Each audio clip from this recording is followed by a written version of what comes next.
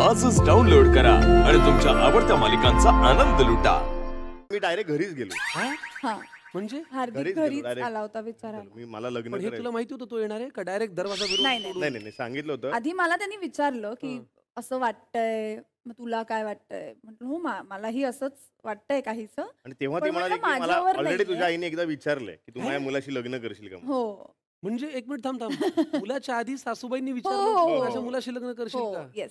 की मला तू आवडतेस करशील का म्हणून. मग तेव्हा तू काय उत्तर दिलं होतंस तुमच्या मुलाला विचारू द्या नाही नाही मी म्हटले होते अहो नाही अहो असं काहीच नाहीये असं कसं होईल अचानक काही नाहीये तर मी ते थांबवलं होतं काही संबंधच नव्हता कारण पण तेव्हा तो खरंच काय वाटलं? विचारच नव्हता आमचा कधीच विचार नव्हता तो. पण जेव्हा हार्दिकनी नंतर पुन्हा विषय काढला तेव्हा मग मला असं झालं की आईनी त्याच्या विचारलं होतं मग विचार करायला आता हरकत नाहीये आपल्याला नाही, पण काहीच मी तिला तेही वाटतंय. सांगितलं होतं की मी तुझ्या घरी येऊन विचारणार. माझी जी काही परिस्थिती आहे, मी कसा राहतो किंवा माझ्या घरची परिस्थिती काय आहे, तुला सगळं माहिती आहे. तुझ्या आई वडिलांनी होकार दिला तरच सगळ्या गोष्टी होतील. अदरवाईज आपण नको. पण मैत्री तोडू नकोस आयुष्यात. हा माझा अट्टास होता. कारण की पहिली माझी भीती होती की मैत्री तुटेल. हा प्रश्न विचारला. आणि घरी गेलो मी तिला सांगितलं मी विचारायला येतो आणि बोललं वगैरे झालं. ते बोलले ठीक आहे आम्ही विचार करून सांगतो. आणि आय गेस 2 महिन्यांनी वगैरे तारखाच आल्या डायरेक्ट. हो तारखा डायरेक्ट Engagement ची एंगेजमेंटच्या तारीख. तारखाच पाठवल्या मला त्यांनी. हो का हा 4.5 वर्ष प्लस 2 महिने खूप काळ घेतलास ग तू येस हो की नाही? 5 वर्ष. पण मग 2 महिन्यांनी कुणाच्या मोबाईलवरून तारखा आल्या नाही मला आईने तिच्या आईने माझ्या. गुड मॉर्निंग पाठवलं होतं आणि ऑफकोर्स झी मराठीची अरे मला मालिका एक कळत नाही तुमच्या आया काय एकमेकांशी बोलतायत? नाही कारण त्यांचाच जास्त जास्त इंटरेस्ट होता. 24 एप्रिलला मला काकींनी फोन केला होता. आणि त्याच्यानंतर त्यांनी सांगितलं की या तारखा आहेत आपल्याला. मला अहो पहिले घरच्यांना तर भेटा. तर मग 27 एप्रिलला भेटलो. त्याच्यानंतर म्हणजे माझ्या घरचे हिच्या घरचे नाशिकला माझ्या दादाच्या घरी आमची भेट झाली. बोलणी झाली. काय तोंड गोड सगळं झालं. आता गेल्यानंतर तारखा हिचा मूड चेंज झाला घरी गेल्यावर. आता म्हणते नाही मला 30 तारखेला म्हणते मला 3 तारखेलाच करायचं आहे एंगेजमेंट. 3 तारखेला अक्षय तृतीया होती सो मी म्हंटल अक्षय तृतीयेलाच आपण एंगेजमेंट 3 करू. मे 3 मे. आणि हे म्हणजे 30 27 एप्रिलला ला भेट सांगितलं. आणि हो. 30 एप्रिलला तिने सांगितलं सांगितलं नाही मला काही पण कर तू. अरे म्हटलं मी डेली सोप करते तुला माहिती आहे ना. हां. नाही तू काही पण कर हे कर. पण त्याच्यामध्ये माझ्या वहिनीनी आणि ऑफकोर्स माझ्या दादानी खूप माझ्या पाठीशी राहून तू बोल तू काम कर एंगेजमेंटला आदल्या दिवशी तू घरी ये सगळं तुझं झालेलं असेल. थोडक्यात अंजलीबाईंचा हुकूम आला 3 मे म्हणजे 3 मे 3 मे. हा आणि तो तुम्ही पाळलात माझा वाढदिवस असतो आणि अक्षय तृतीयेला. हो का तर अच्छा. म्हणून मग तो दिवस ठरवला आणि साखरपुडा झाला. चला पुढे जाऊया कमाल. सत्याची परीक्षा घेऊया आम्ही तुमच्या समोर काहीतरी ठेवणार आहोत ओके आणि तुम्ही खरं खोटं न्याय निवाडा तुमचं तुम्ही करायचं आहे आणि त्याच्यावरनं तुम्हाला ते प्राशन करायचं आहे. घेऊन या जरा साहित्य. एक एक प्रश्न विचारला जाईल. जो त्या बाबतीत वाईट वागतो किंवा खोटं वागतो त्याने कडू प्यायचंय आणि जो त्या बाबतीमध्ये सरस आहे त्याने गोड प्यायचंय. पहिला प्रश्न मोबाईल वरती जास्त कोण असतो? हार्दिक कडू पिणार आहे.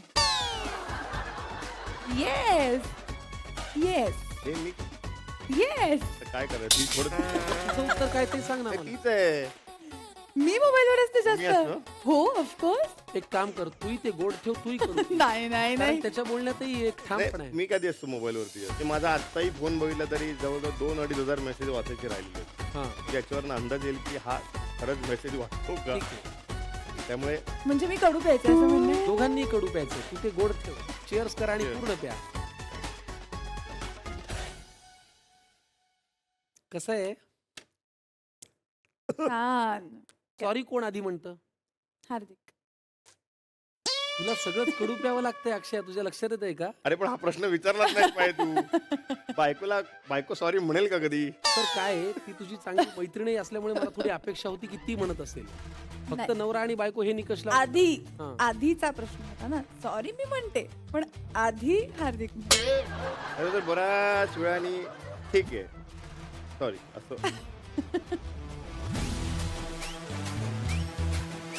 तुझ्या गुणांमुळे पितीस त्याच्या प्रेमापोटी नाही पितेस.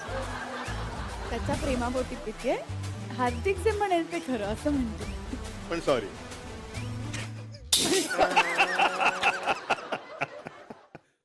कोण जास्त वेळ लावतो तयार व्हायला? चल ना आवर ना आता उशीर होतोय. एक मिनिट हॅबिट. दररोज दररोज कधीही आपल्याला बाहेर जायचं असेल तर घरातले सर्व लोक तयार होऊन बाहेर बसलेले असतात आणि हार्दिक ची वाट बघत असतो आम्ही. वेळ नाही हार्दिक लागत. जर का म्हटला मी 15 मिनिटात येतो, तर हार्दिक 1 तासाच्या आधी बाहेर येत नाही. ठेवू दे. तुम्हाला भेटून आणि आता गरम चहाचा कडक घोट घेऊन काही ओळी सुचल्यात त्या तुम्हाला ऐकवण्याचा प्रयत्न करतो. मंडळी अहो, चहा म्हणजे गप्पा, चहा म्हणजे जीवनाचा प्रत्येक टप्पा. चहानेच तर माणसं कळतात, चहानेच लग्न जुळतात. चहा पाजल्यावर माणूस आपुलकीने वागतो. डॉक्टर काही म्हणू द्या हो, मला सकाळी 1 कप चहा लागतो.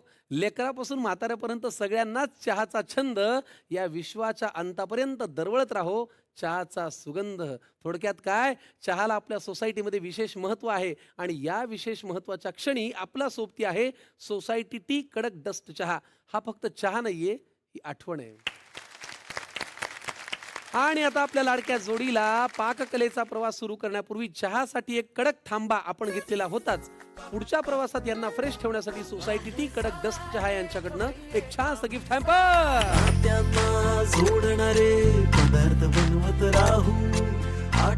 आणि आता आपल्याला जायचं आहे चविष्ट चकाट्या पिटायला. जोडीने आज स्वयंपाकघरात जाणार आहात, एकमेकांच्या प्रेमात पडलात आणि ती फळं तुम्ही चाखताय. पण आज आपल्यासमोर स्वतः मी बाजारात जाऊन खरेदी केलेली फळं आहेत. या फळांना घेऊन तुम्हाला उखाणा घ्यायचा आहे. काय? फळांना घेऊन उखाणा घ्यायचा आहे. डाएटमध्ये कधी कधी खूप जास्त असते उपयुक्त ही पपई. परमेश्वराने माझ्या आयुष्यात दिली आहे अक्षया नावाची नवराई. जाऊ दे आता, मग पपई आणि नवराई. ई आलं ना आता. मला अजिबात नाही आवडत हे किवी. मला अजिबात नाही आवडत. मला अजिबात नाही आवडत हे किवी. हम्म. हार्दिकला आयुष्यभर चाखायला देईन जेवणाच्या चवी.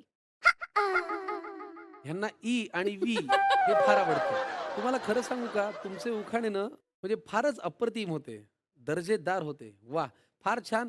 मंडळी, अतिशय देखणा अप्रतिम उखाणा म्हणजे काय असावा याचा आदर्श उखाणा घेतलेला या जोडीसाठी, या दोन्ही लाडक्या व्यक्तिमत्वांसाठी बर्वा स्किन थेरपी घेऊन आलेले आहेत. एक अद्भुत भेट, नैसर्गिक सुरक्षित आणि ग्लॅमरस सौंदर्याचा अनुभव देणारं विश्वासाचं नाव बर्वा स्किन थेरपी. अक्षय आणि हार्दिक गणेशोत्सवाच्या निमित्ताने आज जोडीचा मामलामध्ये इथे आलेले आहेत आणि आता आपल्यासाठी ते पहिला वहिला पदार्थ करणार आहेत. पहिला वहिला पदार्थ हा तुमच्या प्रेमाशी निगडीत असला पाहिजे. या पदार्थाशी निगडीत तुमची एखादी आठवण तरी पाहिजे. असा तरी पाहिजे की जिथे तुमचं भांडण मिटतं, किंवा अक्षयाने हा पदार्थ केला की खलास, किती राग येऊ द्या, विसरलो मी. असा लव्ह रेसिपी तुमची कुठली आहे? तशा लव्ह रेसिपीज खूप आहेत, बरं, परंतु ही त्यातली स्पेशल रेसिपी आहे, म्हणून ह्याची निवड केली आहे. ऍक्च्युली हार्दिकला वांग आवडत नाही अजिबात, परंतु हार्दिकला त्याच्या आत्याने केलेलं वांग खूप आवडायचं. म्हणजे त्यातला मसाला आणि एखादं वांग तो खाऊ शकतो, पण अदरवाईज इन जनरल कुठेही गेल्यावर वांग्याची भाजी असेल तर तो त्यातला फक्त बटाटाच खातो. वांग्याचं भरीत खातो, हा, पण वांग नाही. भरलं वांग वगैरे नाही. नाही वांग खात. बाजूला, रस्ता. अच्छा. सो म्हणून तो मला म्हटला की तुमच्याकडे जसं बनतं ना ते गोडसर वांग असतं भरलेलं, तर तसं माझी आत्या करायची. म्हणून मी त्याच्यासाठी आमच्या स्टाईलचं भरलं वांग केलं होतं आणि त्याला फॉर्च्युनेटली ते खाऊन त्याच्या आत्याची आठवण आली आणि तो मला म्हणला सेम झालेलं आहे. सो ते खूप स्पेशल आहे माझ्यासाठी, कारण ते त्याला खूप आवडलं होतं आणि त्याला त्याच्या आत्याची आठवण आली होती. क्या बात है, किती छान. म्हणजे याच्यामध्ये कुटुंबातल्या एका सदस्याची आठवणही आहे, तिचं तुझ्यावरचं प्रेमही आहे आणि तिच्या हातच्या चवीमध्ये तुला घरच्या माणसाची आठवण झाली. ही पण एक गोड आठवण आहे, हो की नाही? Yes. त्यामुळे